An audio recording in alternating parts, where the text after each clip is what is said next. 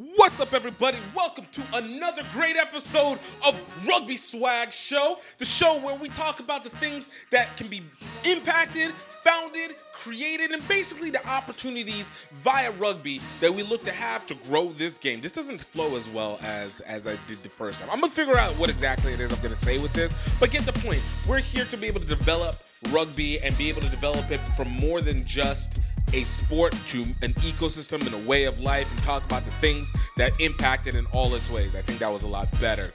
My name is GiftTime at Bailu, and intro. I think the minute I stepped on a practice field for rugby, the calling happened. An 8-year plan to be on the team. And I was in it within 2 years. Don't wait until you are a pro to be a pro.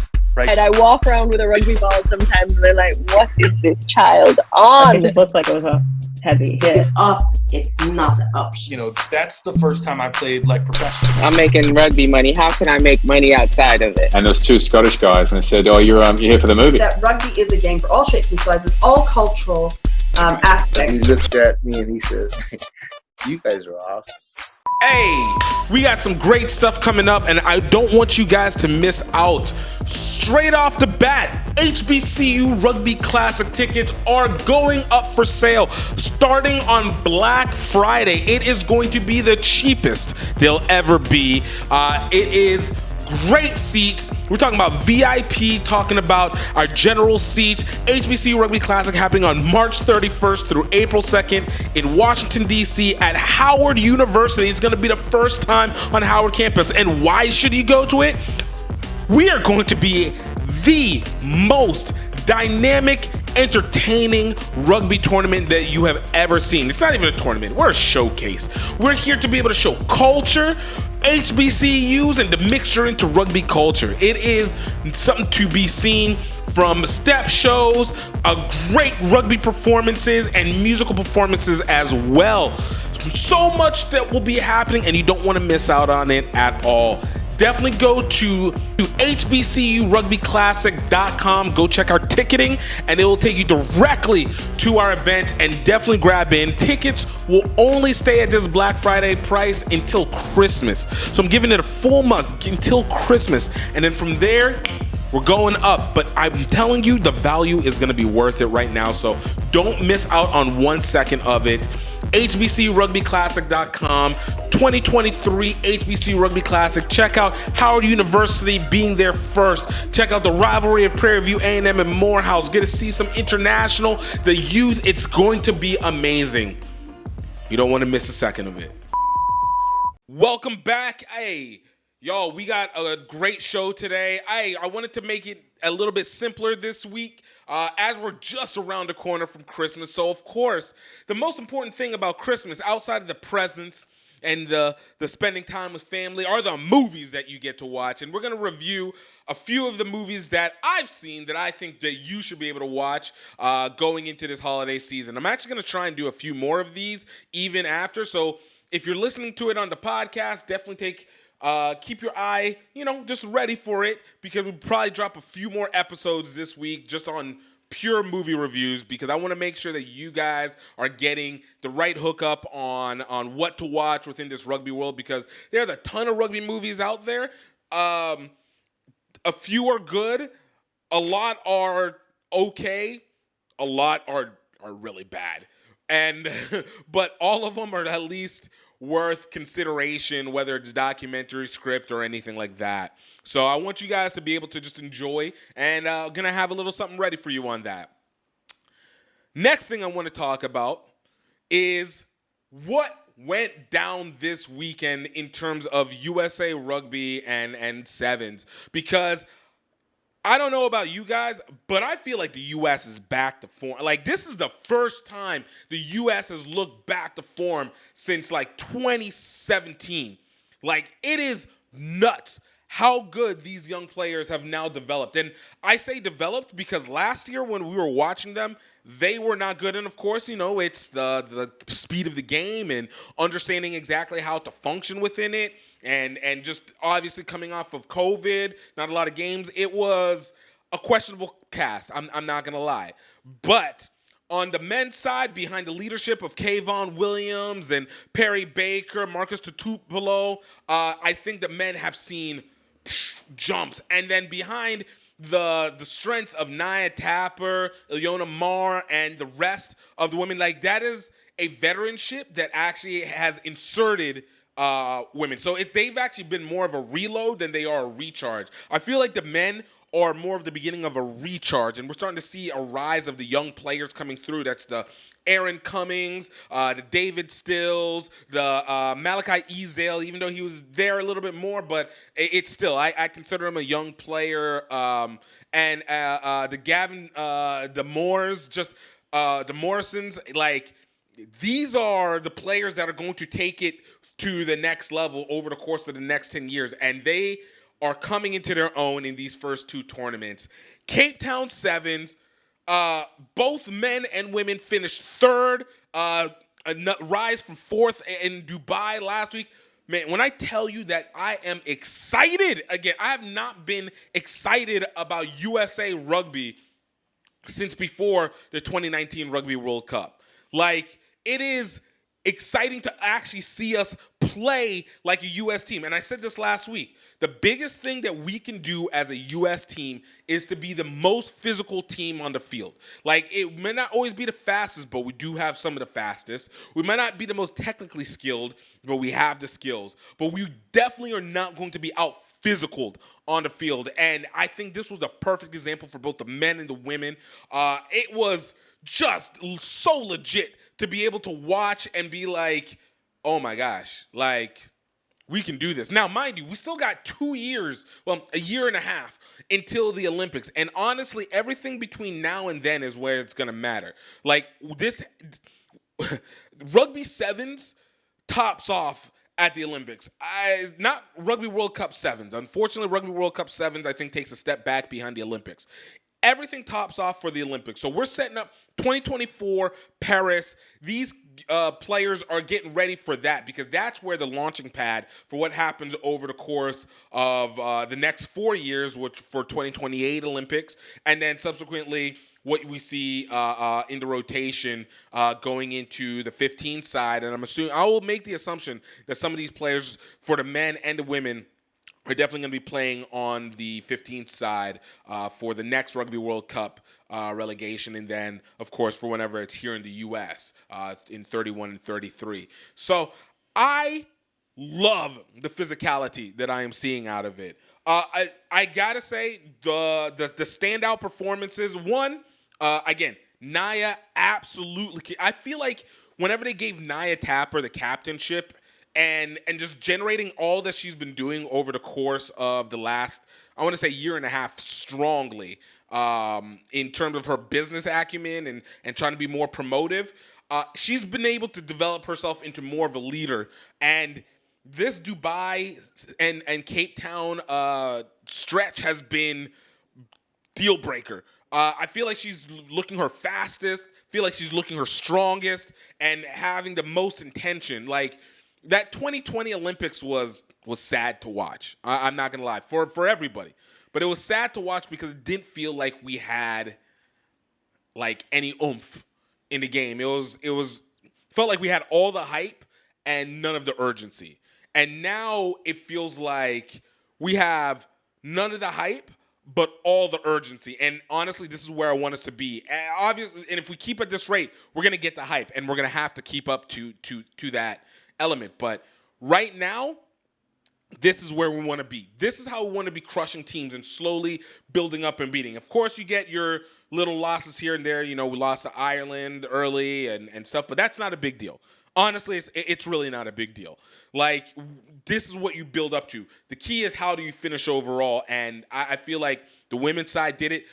Big shout out to the breakouts that now finally starting to see the full talent of Jasmine Gray. And I know people can be like, well, no, she's always been talented. You know, she had to earn into it. She's starting to get it now. She's starting to utilize her edge and being able to actually make the plays as a international athlete. And it is great to watch her development. And then, of course, the other breakout star, Samantha Sullivan, who just absolutely is a monster. And for some reason, did she go to Army? Did Samantha Sullivan play for Army? Because I feel like I've seen her before. Yeah, she did. She did. I have seen her. I remember watching her play. I got the videos of watching her play against Stars Rugby, and she is pulling off exactly the same thing she did for Army here with USA 7th, and none of it is shocking to me. Like, she is a breakout star as well. Like, I am so excited because with the women's side, they have a different situation than the men, because the women's side, they're still a young team in general, like maybe mid to late 20s on average. I think Naya's 26, 27, Ilyona's 26, 27. Nani is, late 20s, early 30s. It's a young, bloody team still, but it's an experienced team. It's an experienced team. And yeah, even Christy Kirsch, young Kristen Thomas, young, like, Chetta Emba, like, it's a young team, but it's an experienced team. And to be able to see them now just, like, continuing to add to pieces. I know Jasmine Gray had been there since for the last 2.5 years. But seeing the young pieces starting to build up, and then now Sammy Sullivan, showing out in this rugby, in this Capetown Sevens, really adds a lot of firepower, because it's strength and firepower. I think I remember one time Pat Clifton was talking about how we describe our players for the women's side, and it was like we have a whole bunch of running back and tailbacks, and the other teams are working with wide receivers. But in this situation, I think there's been a lot of great adjustment by Emily Bidwell, who I don't know whether it's the article. I mean, I'm not going to say the Goff article, because that would be disingenuous to assume that she started turning up literally after the article. But, I mean, they turned up this summer and after the Rugby World Cup 7th, which was also like, kind of. Oh, no, they ended in 4th. So, no, it was still good. Like, but I feel like this felt dominant. This feels dominant. And, shout out to them and their coaching, because they really, really have added the edge. Again, Jasmine and Sammy Sullivan out there, and of course, Kristen Thomas is consistent as ever. And I think we got a full squad that can be done if we can work this rotation. I think the big key is going to be stepping away from injuries. So from the women's side, it was so good to see the recharge and reload of Glock USA doing its thing. Yes, that's good. We're gonna start calling. That's what the group is now called, Glock USA, because we gunning down the competition. I don't care how insensitive that sounds. That's what we're gonna say. Glock USA is the women's side, and then from the men's side, this one has been a recharge. I think we lose people like Danny Barrett, who was the pounder. Carlin Isles has been out for I don't know how long now. I can't remember the last time I've seen him play for the USA men's side. I don't know if from injuries or some retirement or taking a step back or whatever it is, but he hasn't been there. But the biggest thing from the men's side has been what I feel like is the revitalization of Perry Baker. Perry Baker, 36 years old. He told us, hey, after the Rugby World Cup 7, I'm going to take a step back. I am retiring from international play.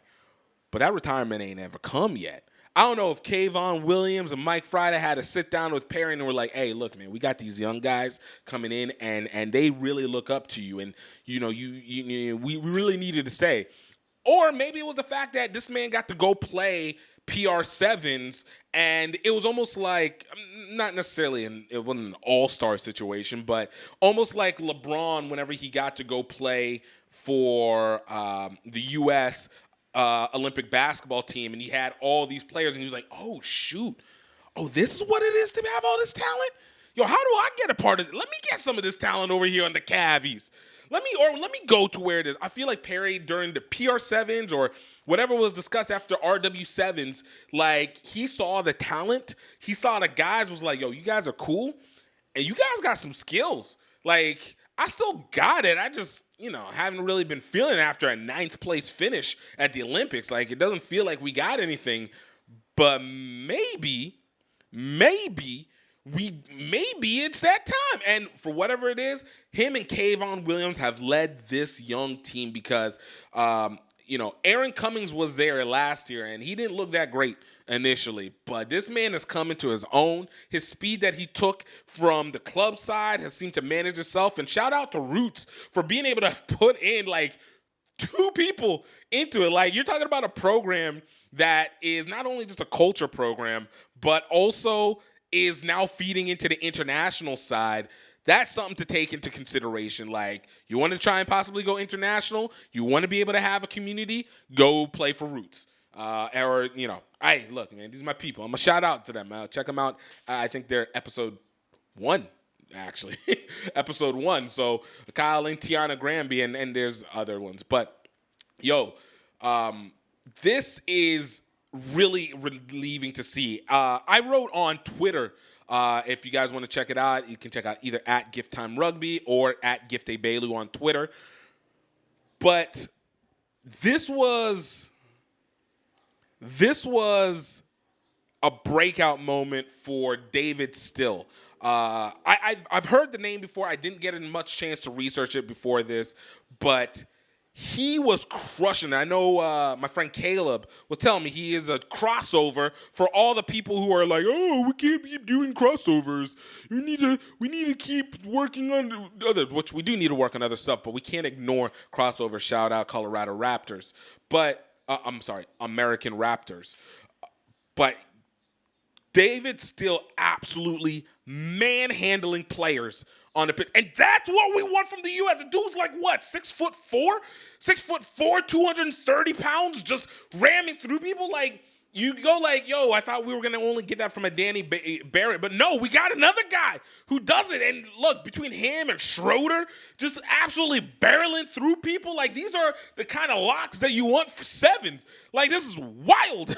It is wild what we are able to do when you actually putting real talent onto the field, and they're developing. And the big key is that they are developing. Gavin DeMorrison, he definitely has been there for the last year and a half. Continued growth. And I feel like in their situation, they definitely were assisted by the disappointment of the Rugby World Cup, on top of, probably not doing well at Rugby World Cup sevens. I think that there's a fire that's lit under their asses as well, too, where it's like, yo, we got to show it. Like, this is last shot for, like, Perry. This is really, like, going for the Olympics. This is legitimately his last shot at the Olympics. For Kayvon Williams, he's basically will be the last person of the old guard still remaining. I mean, I know we got Madison Hughes possibly still being able to come back and stuff like that. He's, I think, injured. Obviously, you got Cody, who, in Colorado and still has it. But Kayvon Williams is the last of the impact guards from the what we consider the beginning of the dominant stage of USA men's sevens. And to see this reload and start to really, like, put the guys in, I love it. There's nothing that you can tell me that makes me be less excited about the team that's moving forward. I just biggest shout out on them. Absolutely killing it.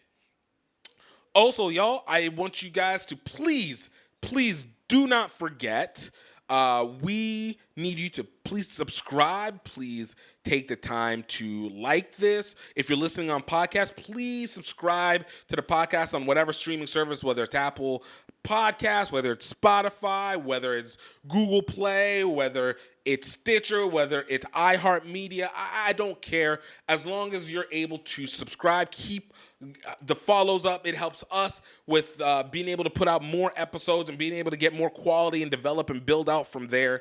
And of course, I just in the chance of just pure support. It looks great on everything that we do. So thank you for those who have already subscribed. If you can, leave a comment on Apple Podcasts, leave a comment on the YouTube page that's on GiftTime Rugby Network, at GiftTime Rugby on YouTube. And just makes the most. Next up, y'all, We got some great movies, and I said it earlier, I want to make sure that we are creating rounded rugby supporters. So what we do on the field is number one thing. What we do in administratively in rugby is another. What we do in the business elements of rugby is another. But the entertainment secondary market, which is the ones that gets heavily publicized, are the ones that we needed actually put into as well. And that's where it comes into the movies, the shows, and everything like that.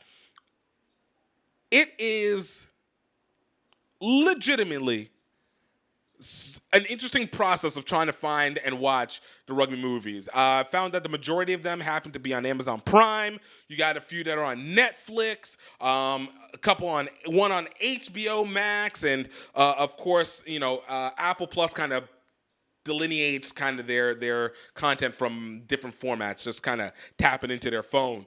But it is a lot of content that is out there for rugby movies. And they're not all documentaries. We know there's a ton of documentaries. Shout out to Singapore to Tokyo, any way we can.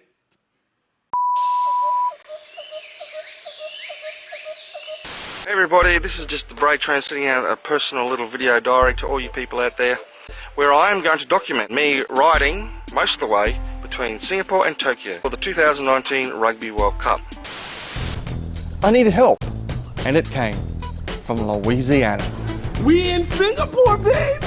Gift from GiftTime Rugby USA is a extroverted tour de force. But what unites us is a hunger for adventure. Off to KL, Kuala Lumpur. Yeah! Woo! Gift, where are we? We're in Vietnam! Morning, Vietnam! Mount Fuji, baby! Our love of Asian rugby culture. 1, 2, 3, center! Yeah!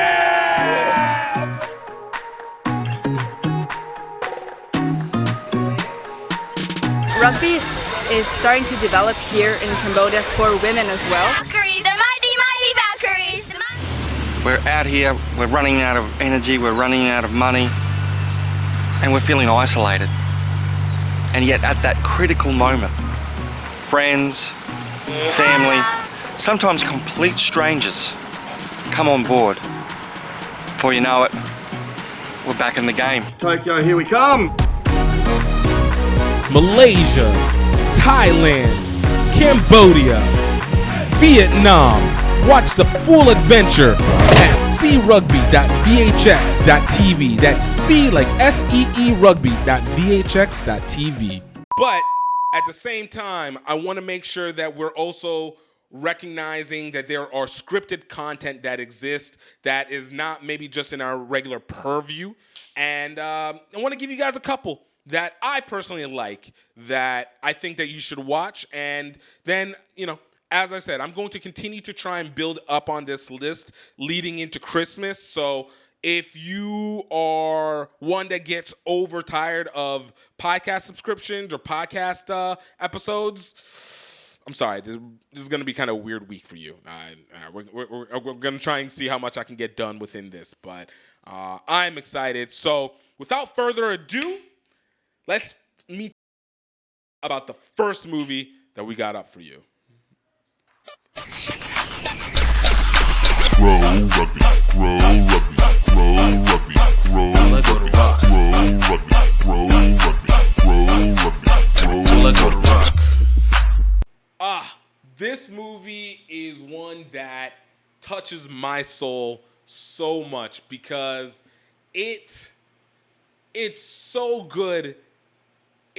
Let me correct that. It is so bad that it's great.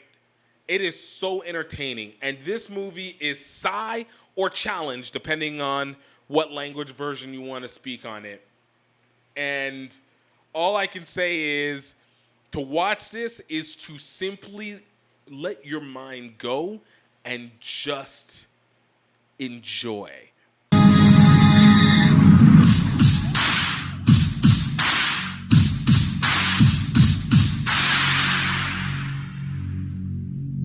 Sai was a movie that was released in 2004. It is an Indian Telugu movie. Now, Telugu is a language group in India. They make not Bollywood movies, they make Tollywood movies. And this was one that was an absolute hit in 2004. And needless to say, it is the perfect example of a person who saw rugby like maybe once, maybe 2 or 3 times. Somebody briefly explained it to them, and they just filled in the rest of the blanks themselves. Because this movie is nuts when it comes to its rugby. It's nuts in its plot line, and it's just like everything and nothing all simultaneously. This movie follows the story of Prudiv, played by Nithilan Reddy, and Shashank, played by the actor of the same name, Shashank. They're 2 students who are rivals of each other, and they're leaders of their respective class groups. Prudiv is the leader of the science students, science and biology and math students, and Shashank is the leader of the art and business students. Oh my God, this movie is wild. And the 2 sides are absolute rivals of each other at their school. So whenever they get into any kind of conflict on the school grounds, this is like, it's like West Side Story, but instead of it being, a gang fight, it's a rugby match. I freaking love it. Absolutely love it. And this is where it gets so wild because clearly the writer and the director for this movie did not know anything about rugby outside of what they had seen and interpreted for themselves. So basically the rugby that's played here is they do have to get to one side or the other. They do have the ball, but it's almost like it's just tackle fest. It's not a real strategy. It's we pass and then everybody on the team tackles. I think they have like 20 people on the field at one point, 20 people per side on the field. Whenever they score, they even explain it where they're like 2 points if you score on the right side, 2 points if you score on the left side. If you get it through the post, it's 1 point for the extra, and then you start it all over again. And they got the kick and everything like that. And it's so funny because even the scrumming is just chaos. It's just chaos. But I'm not going to lie, I loved every moment of it, all right? I loved every moment of it. But the significance of this story is that these 2 students are obviously, like I said, the leader of their respective groups, and a gangster by the name of Bhikshu Yadav, played by Pradeep Rawat, comes to the school to try and buy the land of the school from under the owners themselves. And Prudiv and Shashank come together to stop this man from doing it. Again, generic plot line, but this isn't about the plot line. It's not. It is about how they fill in the spaces through the plot line and how they are characterized. One of the other things that are absolute favorite for me is that that the writer for this movie was a science geek or an art geek. The key term is geek, and I use that in the most loving way, but they were geeks because this is the most geek cool guy fantasy ever. Prudiv, who is the science leader, is like portrayed as this motorcycle riding freaking Top Gun, aviator glasses, smooth talking, gets all the girls, can do the dances, gets it all down, and just is like the coolest guy. And then you got the art guys who are like, they're all right. They're all right. They're not the worst. They're all right. They're athletic, but they're not like athletic. They're kind of just like, they play hard rugby. Like the petty is strong amongst this group. And it's just this back and forth for the majority of the movie. And of course, a girl gets involved, and now you get your your Troy story almost. It's the who's got Helen of Troy kind of pushed back. Who's gonna take this and take that from that? Like, this movie involves everything. It involves a little bit of Bollywood style choreography and dance. It involves some good IP stealing with the Chicago Bulls sign. I mean, this movie comes down to a showdown between the Gangster and Prudiv and Shawshank's rugby teams. Like, I want more movies that are doing this. Bring rugby the showdown, all right? Make that be what solves problems, how you deal with your stuff. Nobody fights in the streets. Ain't nobody just battling against each other. It's just pure rugby matching up against each other and just getting dirty. Just getting dirty out there. I love it. It is so hilarious, but it is so bad because the plot is all over the place. It is absolutely all over the place. Look, if you watch this movie with the intent of being able to have a clear, concise story and good character development and, great writing, this ain't the movie for you. But if you want a movie where you can literally just shut your brain off, just watch the entertainment. You got to read subtitles, but it's okay. Just enjoy the moment. This is absolutely the movie. And it's just rugby. It's rugby and dancing, and it's not quite a musical, but if you've seen a Bollywood movie, this is what it does. Like, I 100% recommend that you watch this. I think everybody should watch this out at least once. And you can actually find it on YouTube. You just got to look up Sye, S-Y-E, and you will absolutely be able to find it. The only big kicker of this, and it can throw you off at first glance, is that this movie is 2.5 hours long. And there's a point in the middle of it where it actually feels like it moved from one movie to another movie and then went back to the original movie. But at the same time, this is a movie that starts off with a guy getting impaled by a bullhorn. So take it for what it is. Like, it's long, but you're going to be entertained enough where you're just like, I can keep pushing through this. This is so stupid, it's hilarious. I can keep pushing through this. So I recommend it. Like I said, as a true movie, this is probably easily like a 4 out of 10. But for straight entertainment, absolute just enjoyment, 8.5 out of 10 in my opinion. Yes, I give it that high grade because I love it so much. I've watched this movie like 4 times, and it never stops entertaining me. So definitely check it out for your Christmas time. Yo, Black Friday is coming up. The holidays are coming up, and this is the perfect time to be able to get your family, your loved ones, your friends, your rugby stuff. Not just another rugby team, because they might not even care about that team.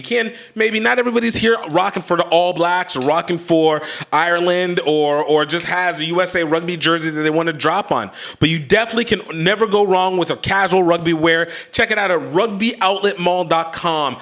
Get the stuff that represents to the things that they already know, like our Rugby Life shirt representing the YouTube culture. Of course, get our Rugby PayPal shirt that is just a beautiful blue that goes along with it. You guys can get our HBCU Rugby Classic shirts if you want to represent for new and upcoming culture. But more importantly, guys, because you're listening to this podcast right here, definitely want to make sure that you have something to go along with it to provide. So for any first-time users, definitely use the code GROWRUGBY for 20% off. That is GROWRUGBY, GREAUX Rugby. That's 2 words, GREAUX Rugby, and you guys will get 20% off of any Icano Rugby shirts, any HBCU Rugby shirts, and just be able to fully embrace the merch. It's wintertime. Suit up. Get representing for your rugby anytime, anywhere, any place. It's going to be worth it, man. So, next movie to be able to watch. This one, I think, has the most, if you want to say, credibility behind it. Has the most praise behind it. And I think it's the most popular, but even still, if you hadn't had a chance to watch it, this is almost the go-to movie for any rugby person to recommend, and it is Invictus. Invictus is a movie that was released in 2009. It was directed by Clint Eastwood, and it follows the story of Francois Pignard, played by Matt Damon, and Nelson Mandela, played by Morgan Freeman, of course. And it follows the story of a post-apartheid South Africa leading into the 1995 Rugby World Cup, where South Africa, the Springboks, were not expected to win this, and there was so much political and racial turmoil going on in South Africa, particularly after the African Freedom Union, the AFU, had taken over in the government, where Nelson Mandela was elected as president overwhelmingly in one of the first fully democratic elections in South Africa. This movie, I mean, it is a topper of a movie. It is an emotional movie. It is a great period piece, even though this is the mid-90s. But, you know, we're talking about 20, 25 years ago. It speaks on what the impact and significance of Nelson Mandela's dream to create the Rainbow Nation and to be able to create a nation that works in unison with each other despite its racial disparities that exist. And being able to surround it around the development of and preparation for the 1995 Rugby World Cup. I mean, it's a great backdrop. Like, it's classic sports movie. You know, we're right up there with Glory, in my opinion, right up there with Rudy. Like, this is one of the great ones. I mean, Coach Carter, it's that. You know, you know that the good guys end up winning and yada yada. But I think this one, what really stands out, outside of, you know, its basic story, is just the acting. The acting was incredible. Matt Damon did a great job in trying to master that South African, that Afrikaan accent, and being able to portray the feeling of the moment. Clint Eastwood, as per usual, able to get a feel for the environment. And if you watch any of Clint's movies, like, say what you want about what his politics or anything outside of that, the man knows how to make a good freaking movie. Like, he knows how to make some grounded movies. It's hard to say anything really negative about this movie. Again, the only thing that I really would take back on this is that it's just a little bit, it's a bit of a generic storyline in the terms of, like, it's run by the numbers of you know, everything rise, and then your third act conflict to get the protagonist separated and then come back together. But needless to say, I think it was a great representation of rugby. Loved the fact of New Zealand being the almost the overwhelming threat to the unification of South Africa in this time. And it was great. It's a great. I have a friend who got to play in that Rugby World Cup. This is the Rugby World Cup that also led to professionalism in rugby, which is a whole other story. But in this one, not that they talk about it in this, but in this one, it's a great story about development involving rugby. And there's not really much to go on it that if you haven't heard of it, ask any rugby person, they'll rave on it. And for me, it is an absolute must-watch. I think it is clearly a rugby cinematic classic, if you may. And there's not very many of those. I would say there's maybe like 3 that you can put up there. And we'll talk about those other 2 another time. But definitely a strong 8.5 out of 10 for me with this movie. I truly love it. Great casting, great representation. You know, it is a little bit of a kumbaya at the end, because the reality of the situation is that's not really where it ended, and you know, situations still exist to this day. But for what it's worth, it's a moment that everybody was able to come together, and it's great to be able to see that portrayed on film and portrayed against rugby. Again, fulfilling the community and the camaraderie component that we all preach and love so much. So definitely check it out. You can find it on HBO Max. And in some places, you can get it on Amazon Prime as well. But HBO Max, I believe, is the primary place where it's at now. So check it out. This movie was interesting to me because I think I would consider this maybe the first black rugby movie made, that was focused on the community, focused on the culture, to say the least. And that is the Nomads. This one was an interesting one for me. So, if you guys didn't know, the Nomads were actually released in 2019 at a film fest in Philadelphia, but it actually got wide distribution in 2020 on TV, on Bounce TV. It was directed by Brandon Eric Kamen, written by Tara Miel. This is an independent movie, basically, that they raised money and really had worked on this movie for the better part of half a decade, I believe. And it's interesting to see because it was an effort to create a Hollywood movie about a story that's actually real. This is the Nomads actually is loosely based on the development and creation of the North Philly Nomads, who were run by at the time James Brunson, who we actually have an interview. If you guys go check out episode 16, tells the true story of the Nomads.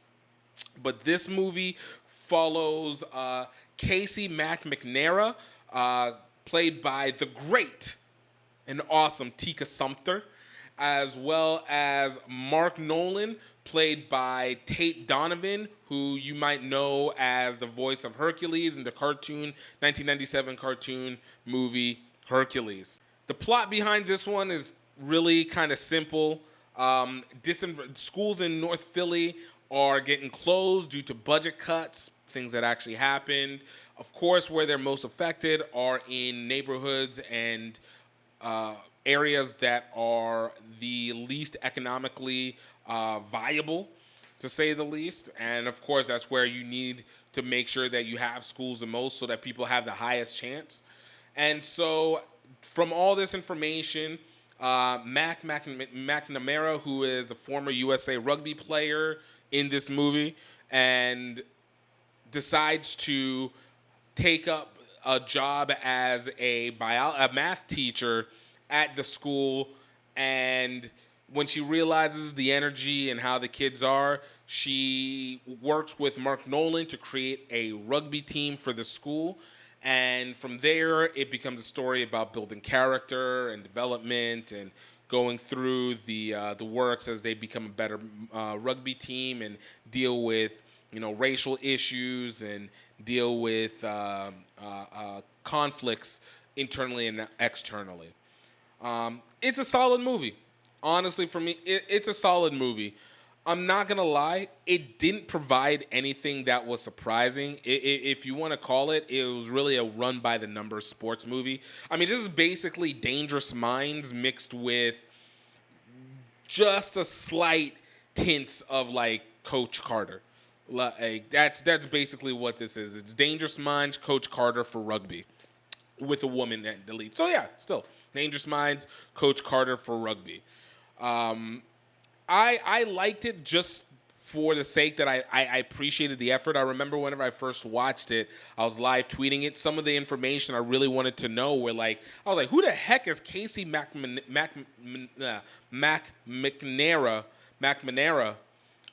Who is this person who is a USA player? I swear I've never heard of them.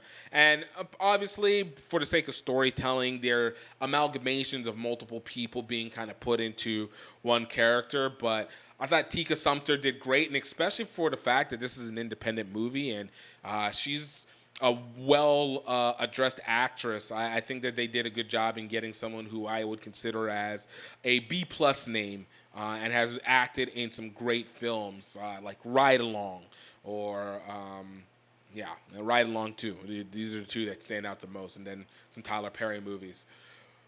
But in terms of did it provide anything that I hadn't seen before?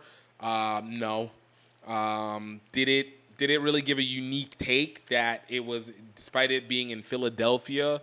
I mean, outside of your cheesesteak references, you could have told me it was anywhere in the country, any inner city location around the country, and would have felt the exact same. I do like the actors. They did a good job. I, love the fact that they used some actual rugby players that were formerly and currently part of the North Philly Nomads. It's an okay film. Like I said, it's not bad. It's not great. But it's a solid effort, and honestly, it's nice to have another American movie other than just Forever Strong. And I enjoy it, obviously, from the other perspective of being able to have the not so much rags to riches, but the help the kids rise out of their situation. And it wasn't a white savior moment either, too, which I think is really important for a lot of these movies, especially as they go forward. So within rugby, it allows a diversity trend within it. But I do hope that, it was going to create more of a standard for trying to make more American rugby movie stories. And I think that will still soon to be there. I know for me, it's something that I really wanted to get done. But I give this movie, 6 out of 10, maybe 5.8 out of 10.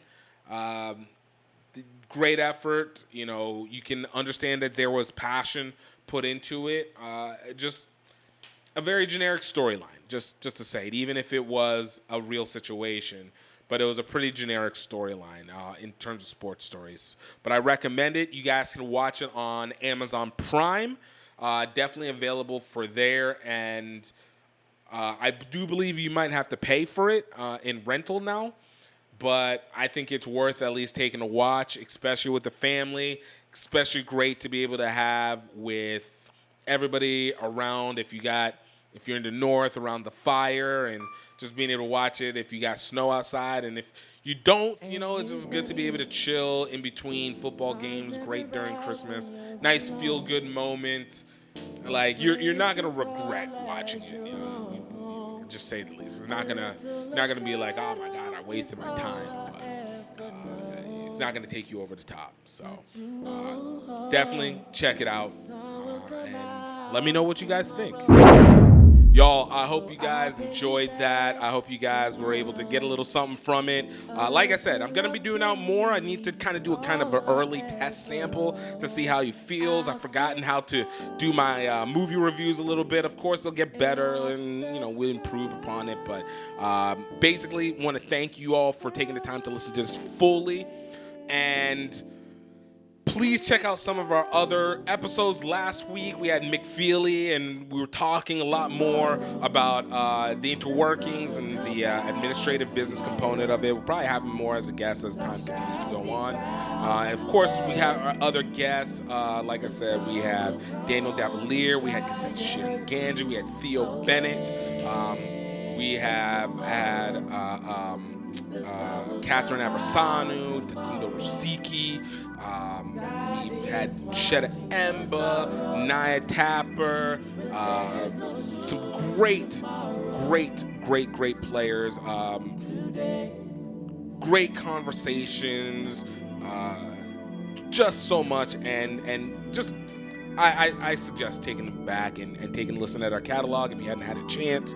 Definitely will be worth the interest, and it's something that I'm very proud of having been able to do, and will hope to continue to do more as the years continue. And guys, I really hope that you know that I hope that you are happy. I hope that you are healthy. And most important, ladies and gentlemen, and everybody non-identified, I hope that you know that you are truly, truly highly favored. Until next time, cheers.